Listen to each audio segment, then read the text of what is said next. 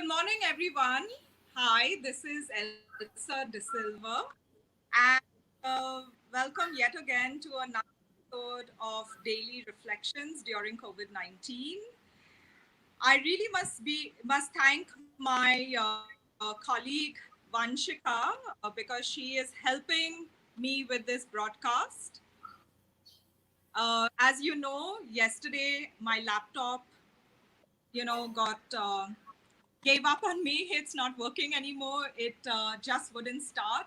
And I have to use my phone to do this broadcast, which is not a problem, except that I can't control the virtual studio. And that's why Vanshika is helping me. So you may find it's a little bit different from the previous episodes, but please be patient and bear with me because that's what COVID-19 is all about. You make all these plans and then there are bumps in the road and you need to improvise. So this is an improvisation. I want to welcome all our viewers who are on the Facebook pages of Crossword and Shopper Stop, including my own, and on Twitter and YouTube.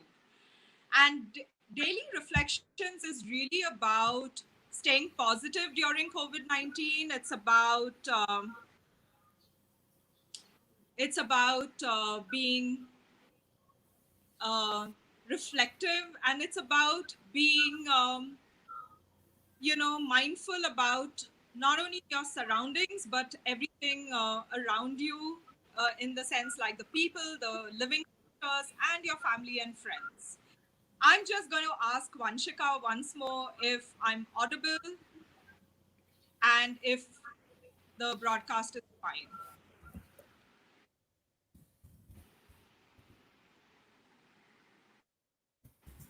Okay, great. So she confirms that everything is fine. So I'm going to introduce my guest today, Rozelle Mero. Rozelle, welcome.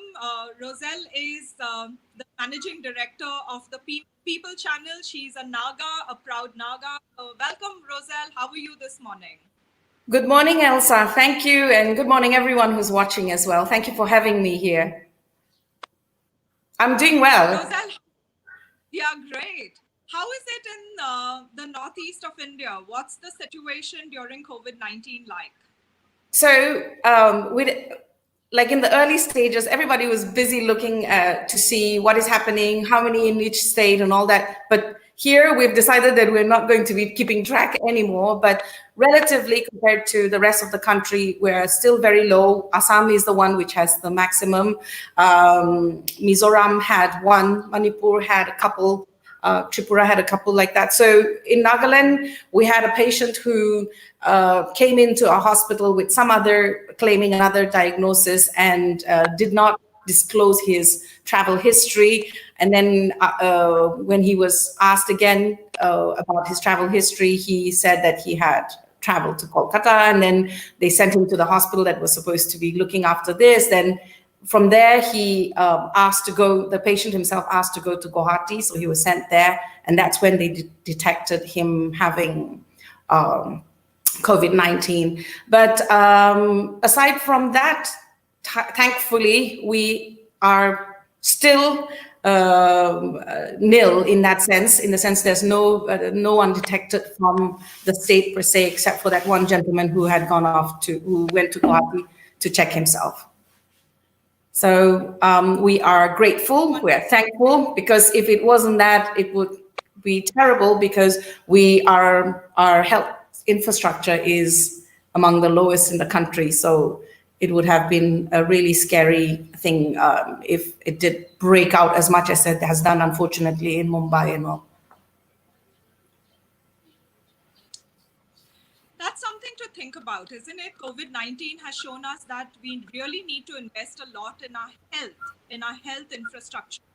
At one of the other shows, Inclusive Cities, we had an expert who said that normally India spends about 10% say on defense, the budget, financial budget defense is 10%, but on health, a mere 2 to 3%. And clearly that shows where our priorities are. And COVID-19 is asking us to relook at various structures so that we can reallocate resources so that no one is left behind. And coming to the Northeast, where we are talking about no one being left behind, you are the managing director of the People channel. Tell us a little bit about the work you do at the People channel. All right, Elsa, thank you. When I first came back from the US, now over a decade ago, I found that there were so many educated young people who were just looking for the proverbial job in the government system.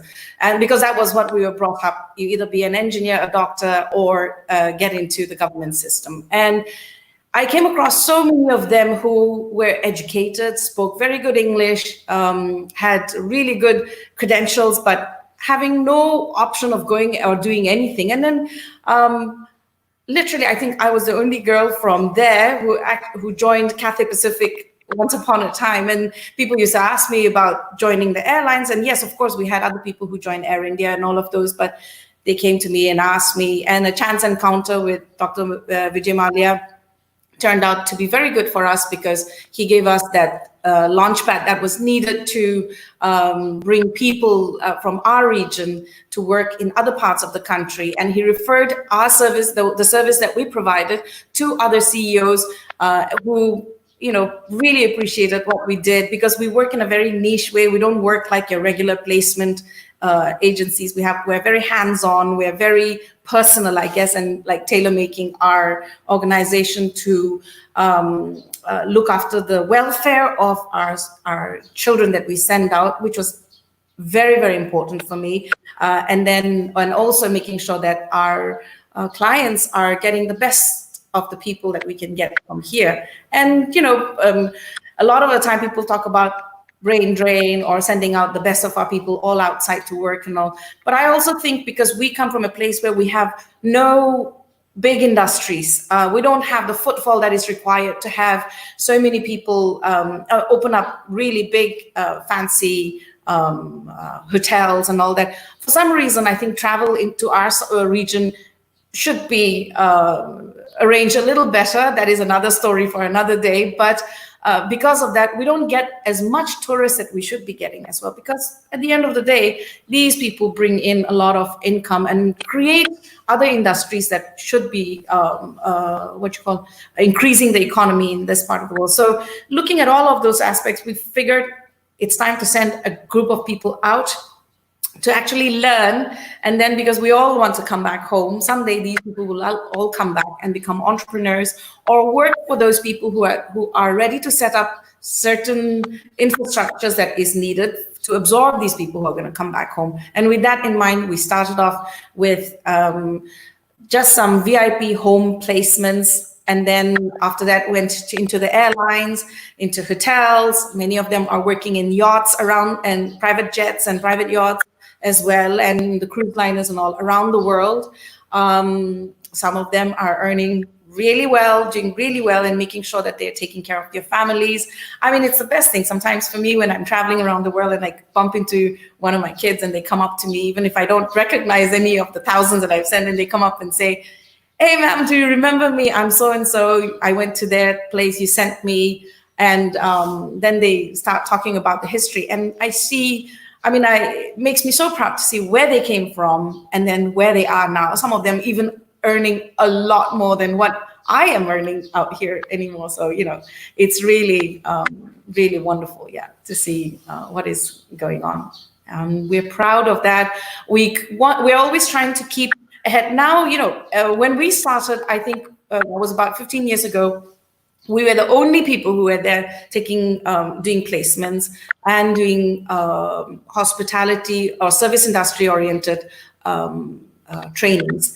And then since then, with the government of India doing their, the Skill India programs,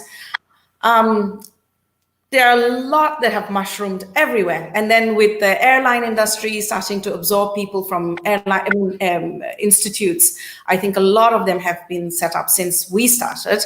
But we like to be a little ahead of others or do something a little different. So when we feel that everybody's doing what we are doing now, and we're trendsetters, we think we are trendsetters. And then as soon as they started picking up the things that we do, the USPs that we had. If people start copying us, then we say, okay, let them. Now we've been very good. We've sown the seeds. Others have taken on. So let's go on and do something different.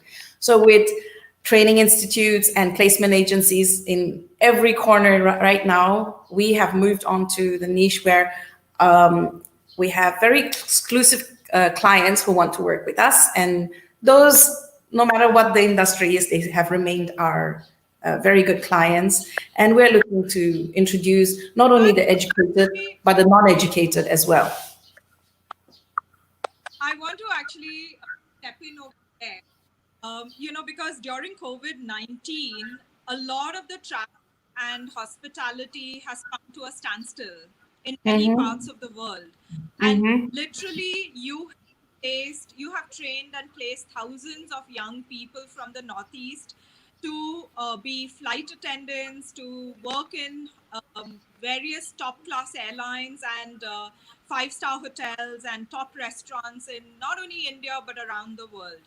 So, and I can see the joy on your face when you're talking about your work and those wonderful young people. And they really have that hospitality gene, I would say, in their bodies, because I have had the privilege of working with many Northeast Indian people, and it comes naturally to them. They are gentle, they are empathetic, they are always concerned about other people. So it's a right fit. Hospitality is the right fit for them.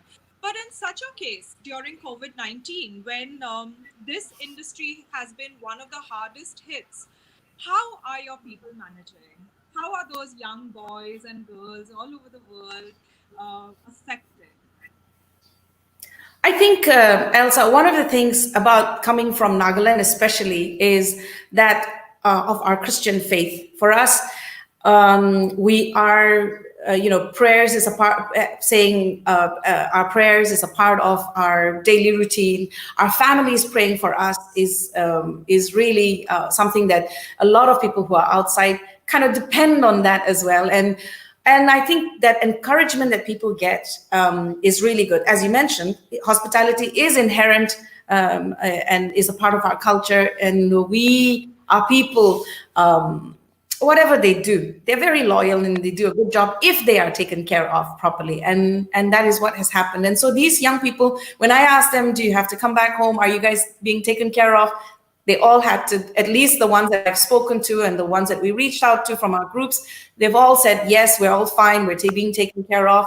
I asked them, how are you spending your days or your time? A lot of them are catching up on things that they have been putting off. They've been reading, been connecting with their friends. And I think a lot of people are on social media that we see them getting on and learning new things as well. It was great to see a few of those open source learnings and free, which we have been sharing with our kids, saying keep yourself occupied, because we believe in them always upgrading themselves and improving themselves so that they don't have to be stuck just in hospitality, but then this is like a launch pad for them to get to know about the other many things that are out there. And so I'm hoping that they're all taking care of that. I mean, taking advantage of this situation right now and learning from those. And so far, they all seem to be doing all right. And I know their parents are worried. Our churches are praying for them. So I know they are encouraged with all of those as well. Great. The power of prayers is really very powerful. And so, when the community is with you, it gives a lot of courage and a lot of strength to those who are away from home. And we can see a lot of people at this point are away from home and they're trying to get back to their families, to their space of comfort, and they're not allowed to. And there is a reason why, but sometimes these are, you do irrational things. Please stay home, please stay safe, stay positive, and reach out if you need any help, especially health. But check on the partners that you have. So the Prime Minister and the government have asked all corporates and industry bodies to make sure that their staff are not affected. Can you share some more about how your partners are really being supportive of these young people who have been working with them? I think most of them so far, as long as it doesn't get extended too long, the lockdown, I think, and if life comes back to normal quicker than what it is, what some people are predicting, most of them don't have much to worry. But some of them, a couple of them did say that their salaries were being that they had not received salaries at that time. But since then, I think with the order given, they have been paid as well. So touch wood, so far, no one is saying that they have not received salaries, that they've all said that they've been taken care of. I think a little bored, that's what it is. And our partners have told us that they're trying their best to make sure that everybody is safe, and all these safety practices have been shared with them, and hopefully they won't be foolish. Back home in Nagaland, most of the local people are very good about following this. I have to say, so much so that sometimes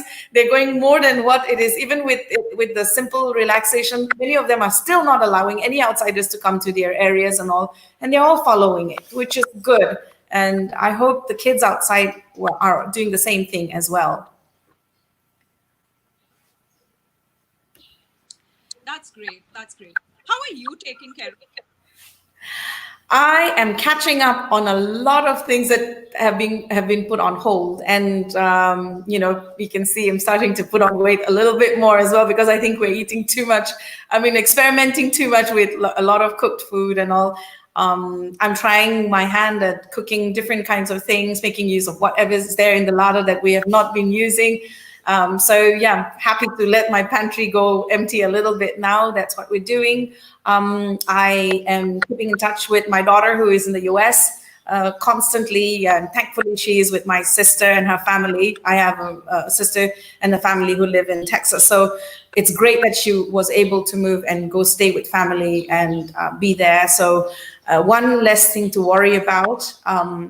But my staff who are in, a few of my staff who live in a PG, I am a little worried for them, because they're away from home, but they're not too far from me. So hopefully, if they are in trouble, we're there to bail them out. In that sense, I think I am not worried, because our people are very good at looking after each other. Even in other parts of the country, they rally around and come together. That community spirit, which is a part of our culture, is really is really showing up even in other parts of the country as well. So we're very happy for that. We're also happy that I am less worried. The parents are less worried, because we know that their employers, our clients, are also looking after their children as well. I think some governments are doing a lot better than other governments are. So I'm hoping that those governments in other states which are lagging behind will catch up and do better. But fortunately for us, we're sending our kids to tier 1 cities where they are really looked after. I have a lot of young people in Pune and Mumbai, and obviously these two cities being really hard hit, it has been worrying for us. But aside from that, it's okay. For me, I am just really taking time to be a little more connected with family, to be a little more connected with close friends, and catching up on work, like I said, that have been pending, especially a lot of mail and reading that had to be done and gotten out of the way. We live in a virtual world right now, so any instruction that I need to give to my staff, they're able to catch up and do it for me as well. So that's good. Just need this to be opened up quickly, so all those kids who have been interviewed and are waiting to go and place wherever they are going to be going are set out quickly. So that's one worry. Otherwise, we are registered as an MSME, and I have to admit the government has done very little to make us be a little more secure. In a sense, I think they've taken care of a lot of other things, but I really feel this country, which depends on MSMEs, has been ignored. That sector has been ignored. A lot of the time, the policies might be good, but then I think the government sometimes forgets that at times like this, when it's an emergency, there are certain things that they'll have to figure out, to work out, where the little people who are maybe not necessarily registered in certain ways, but are still contributing to the economy, are looked after. There are so many people on our side who don't have Aadhaar cards, who don't have ration cards. And these are the ones that I'm very worried for, especially the ones who we connect and work with. Aside from the People Channel work, I'm an interior designer, so I do, I'm using this time to do research and see what is going on in the rest of the world as well, and start creating a complete file on what we're going to be doing with our other clients, with new clients that we're going to be getting. Our current clients, my partner is still working with it, with the work that is being conducted, and we're keeping tabs and keeping checks to see everything is going smoothly. Like in the middle of construction, I was very worried for our construction workers. Some of them have been stuck in the site, and because a couple of them come from Assam, they were not able to go because the lockdown was very sudden. So, making sure that they're taken care of, providing food for them, and that they're looked after is important. We've had a little unfortunate incident where, the village councils are, without understanding how COVID-19 transmissions happen, or maybe they do and they have just overreacted. Some of them just wanted anybody who's not a resident of there to just get out, and even though they have been there from before the lockdown. So, with a few back and forth and reaching out to people, these are sorted out as well. So yeah, surprisingly busy. I'm in the garden. I'm like my little kitchen garden, growing up herbs and things like that, which I normally would have postponed it to another time. This time it's giving me time to do that, to grow my own herbs. And it's a joy to see like all the food that is growing in and taking it to my table. I think we all should start doing that soon and not quite depend on the markets alone. This time, this pandemic has definitely shown people where we should be prioritizing. Everybody, when this thing started, the shutdown means they're not concerned about anything else except food. And everyone's rushing out to do that, and make us realize that we need to start learning how to be self-sufficient. We need to respect our farmers a lot more. They're the ones who are providing food for us. We need to appreciate them a little bit more than what it is. And I think you're right. Our health, the doctors and the nurses and the ambulance drivers and all of those people, even the police who are in the front line, we need to be looking after them a little bit more. So I have to say, I am still a very famous social media warrior here on my table. I mean, being at home, in the confines of home, I'm still able to, I think, battle out a few things that are not correct or which we find inefficient, and giving suggestions and questioning. I think it is important that the people of the country question. When we don't question, we don't get answers. And I think this is when we become like donkeys. We just follow what is being taught and we just go along with the herd. Sometimes it is important that we take a look at what is being doled out to us and say, hey, but does this work? And question them, because maybe they think it is all right, and maybe they have not seen what you have seen. So it's always good to question, because it makes them go back to the drawing board and correct anything that needs to be corrected as well. So I am doing that every single day, getting into these detail. I mean, like picking things that are being issued and seeing that, sharing information, or checking to see if everybody is looked after. It doesn't matter whether they are my people or not, but there are a lot of other people who are also failing out. So we like to be the voice of those people who cannot be heard. And thankfully, we are in a position now where we're able to, if not speak for them directly, at least speak to the people who can speak for them as well. So yeah, it's a very, very interesting time that we are in. And I am, as much as I am anxious about making sure that that we get back to earning money or having some income, I'm also very happy that this has given an opportunity for people to really focus and realize that our wants and our needs have to be separated. We want, and we've become a consumer society, and we've ignored the needs of the everyday people. And I think this has been a harsh reality. In our side, it's the farmers who are freely feeding the people. We can't get fresh vegetables in most of the towns and the cities, and the village people so generously, they've been foraging in the forests and all, and bringing out the food and the vegetables that we love, and they're sharing it with the community.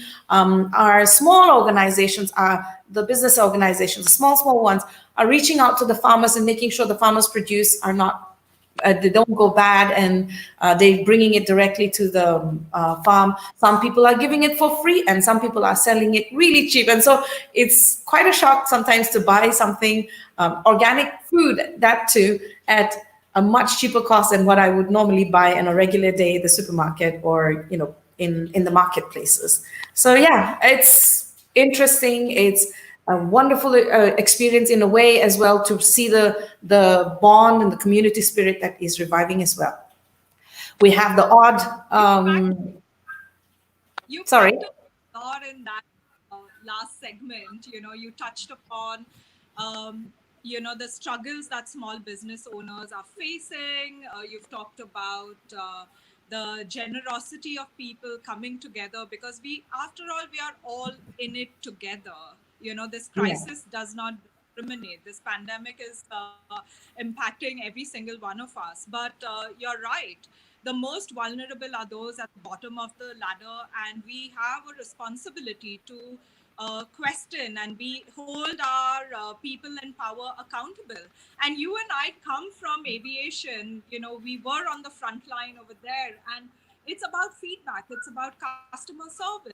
You improve, you fine-tune processes based on the feedback that is given to you.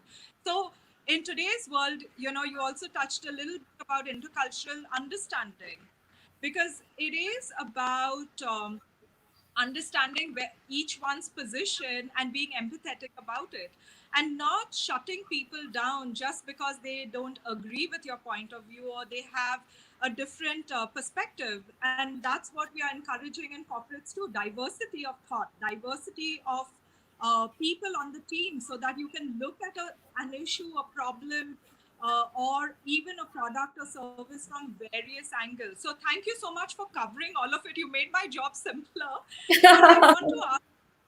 I want to ask you one last question. You're a very successful businesswoman in the Northeast, which is, pretty cut off from the rest of India in many ways. You also came from aviation like me, and much ahead of your time, you started something like the People Channel, which today is a trendsetter. Many have copied your model, but you have provided jobs to thousands and thousands of young people from the Northeast, and given them not just jobs, at the bottom end of the spectrum, like sewing skills, or other, not that to demean those skills, but you said that many of them are earning much more than you, and that is really about life skills, giving them the opportunity for a quality of life, pushing them up the ladder, making space for them to thrive, not just to exist. So how did you come about this? Because to make that career shift and then to start something as one of the first in the field, how did you do that? So I was in the airlines, I worked in fashion, I worked in the food industry as well.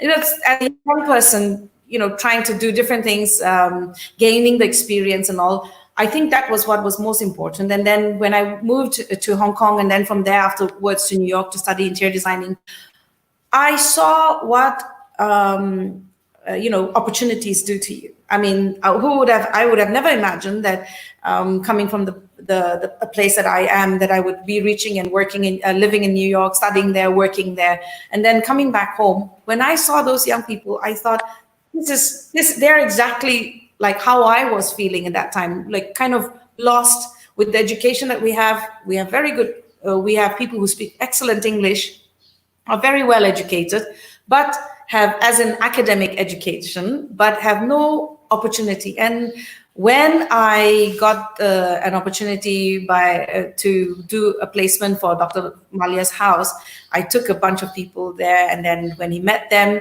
he said, I cannot believe that in my country, there are so many of these people who are so educated, so smart, and that they're earning such little amount of money. And then, and he literally, for me, I have to say, whatever people have to say, we have to be thankful to him for opening that door for us. And that one door that opened, then Kingfisher Airlines started, and we became the exclusive recruiters for Kingfisher Airline. And I did it like I was a part of the company. And I think the staff that worked with me did it like we are a part of that company as well. And so it was fantastic. That led us to other really very, very prominent families who came to us and said, we're doing this. Can you find people for us? And it's just been, from there on, we've worked with the best in the industry. And but then along the way, we realized that there are lots of the poorer people who do not have the access to the education that they that the rest of the ones in the cities have. So we started the training institute called Solve, which is a School of Lifestyle Vocational Enhancement. And that's exactly it. We teach them life skills. We don't teach them what to do, how to do it, and all that. We don't teach them parroting. We just teach them to know themselves and to learn how to handle situations, so that given any opportunity, they should be able to stand on their feet and do it. And that's what's happened. When they started it, I always tell them, I'm opening one door for you. And when you go through that door, it is up to you to look through the many other doors that are going to be opening up for you, and you have to go through them. But at the back, they are still a lot of them are insecure. So they get in touch with us again saying, ma'am, there is this opportunity. What do you think? And we help them. We research the companies that they're asking about, and then we make sure that they are placed in the right places. We teach them negotiating skills as well, and so that they make sure that they're well taken care of, that their salaries are properly taken care of, and that they get into an industry where they are going to be getting promotion as well. I don't want my people to be going out there and forever be just that person who is going to be an associate. I want them to be managers as well. And that's exactly what we've done. We've got plenty of people who have become managers as well. So starting from an opportunity, which is why I tell my daughter and all the young people who come to me, or the people that I address them, I tell them, when opportunity knocks, take it. You don't have to be perfect. You just have to go do it and make mistakes. What's the worst thing that can happen? You know that the best thing. You know you're not going to repeat it again. And that's it. You learn from it and you go ahead. And that is what is fantastic about it. It's given me opportunity to meet many other people as well, people who I would have never thought that I would connect with. The same thing with my kids as well. They have done really well. I am so delighted when children come up to me and say, I just bought a land for my father and mother. I built a house for them. I bought cars for them. I'm looking after the education of my brothers and sisters and all. I mean, what more can you do? People count success as money. I don't have money. I mean, like, not the money that people are talking about. I am not. For me, success is when I know that the people that I have reached out to, and my team have reached out to, the impact that they have done and the change in the lives of people that have been done. So that to me is success, when we know that the people that we've reached out have brought a positive change in their life. So we hope to continue doing that in various avenues. I'm interested in farming, but there are certain things that I cannot do. And so I have a head full of ideas. I will share it to those who are ready to listen, and that's what we're doing. And every corner there's opportunities. We just need to be given the infrastructure, that's for sure. That is the government, the onus is on the government to make sure that they provide us that infrastructure that is required. And I don't see why our people cannot do more. We have extremely talented, creative people who are waiting for that opportunity. I'm not glossing it. We have a lot of people who are not the best people as well. But as they see others improving, as they see others coming out and doing well, they are also, they learn and they move back a little bit from their selfishness, or for that matter, what's the word to use here? Judgmental attitudes that they might have. They start losing that a little bit. So very happy.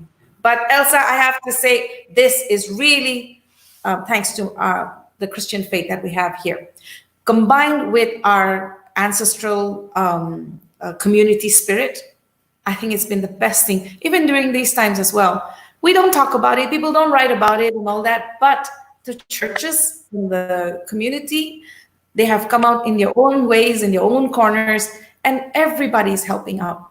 Everybody's helping out. And yeah, this is good. And it will continue on. There'll be good, there'll be bad, but it will continue on for sure. And that everybody is going to be doing a lot better as well. Things will progress. We'll learn a lot more from this. More than anything, this, for us, this one has given local people an opportunity to start trading. Trading is something that we didn't really do. And this COVID-19, one of the positive things that has happened is that local people have learned how to start trading. So we hope to take it, scale it up, take it to another degree as well. So on that positive note, thank you, Rozelle, so much for joining us this morning. You've given us a lot of thought about how the Northeast functions, an insight into your life in the Northeast, because many people are always curious about the Northeast. And we are so glad to have you and hear about all the wonderful work you've done. COVID-19, as you said, is a pause for us to reflect and also use it as an opportunity to think about how do we want to live our lives going forward, to re-establish connections with our loved ones, and maybe to live a more sustainable life. So thank you, Rozelle. I wish you a wonderful, wonderful day today, and good luck with the rest of the lockdown period. Thank you, Elsa, and stay safe and stay healthy. Thank you, everybody. Thank you. And thank you, Vanshika, for managing the studio.